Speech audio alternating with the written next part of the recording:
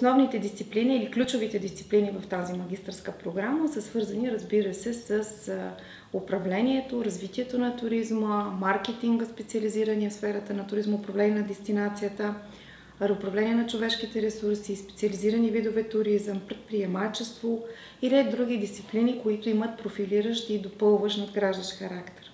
Освен това, програмата ни е разделена на две, т.е. тя има възможност за две модули – икономика, управление на туризма и икономика и мениджмънт на туризма на историческото наследство, която е съвместно с Историческия факултет на Софийския университет и на модулен принцип са синхронизирани надграждане на дисциплините, които дават икономическия профил, туризма и историческите аспекти. Ние се опитваме в рамките на икономиката да надградим и да дадем профил и специализация в сферата на туризма. Програмата е такава, че да обуем обувките на обратната страна на този, който предлага, този, който трябва да разработи продукта, който трябва да го маркетира, да може да го предложи, да може да го превърне в печеливш, като при това да знае какво трябва да бъде отношението му към наличните ресурси, какви трябва да бъдат взаимоотношенията с местните общества домакин, които се посещават, т.е. да постави в туризма от забавление на бизнес основа, така че да може стратегически, аргументирано да развива бизнес и да развива туризма като цяло. България има изключително голям потенциал, възможности за развитие на туризма. Промените в закона за туризма също създават структури и възможности за реализация, освен в частния сектор, така също и в държавни и в общинските структури, които ще се създават, сдружения, организации за управление на туристическите дестинации.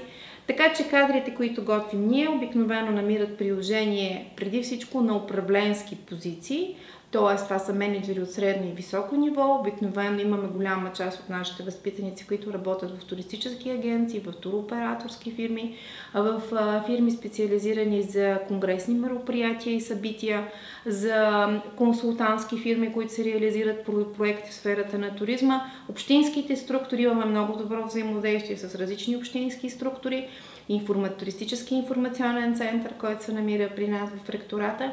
Така че аз мятам, че това е една изключително интересна област и сфера, в която икономическото образование, което е фундаментално и основно, се надгражда в профил и сектор туризъм, който е специфичен и има своята специфика и особеност на развитие. Нашето професионално направление в случая не е туризъм 3.9, какъвто е примерно географски факултет. Туризма е наистина един изключително комплексен сектор, в който участват различни, взаимодействат различни отрасли и не случайно имаме различна профилираност направление на профилите на магистърските програми, независимо, че в рамките на нашия университет, само на нашия университет, имаме някои привидно, на пръв поглед, сходни магистърски програми.